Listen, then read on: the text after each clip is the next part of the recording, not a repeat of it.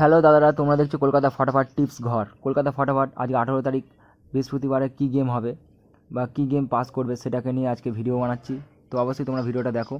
1 থেকে 8 বাজির মধ্যে যে ঘর পাস হবে, ঠিক আছে, 50 আর 2929, এটা কিন্তু রোলিং তোমরা খেলবে, রোলিং ঘর দিচ্ছি, ঠিক আছে।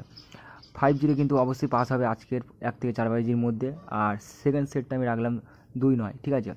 50 কিন্তু অবশ্যই তোমরা প্লে করবে। আর প্রার্থী দেখো 339 প্রার্থী, 780 প্রার্থী, 334, 479, এটা কিন্তু 50 দুটো সেটের কিন্তু দুটো প্রার্থী দিয়ে দিলাম।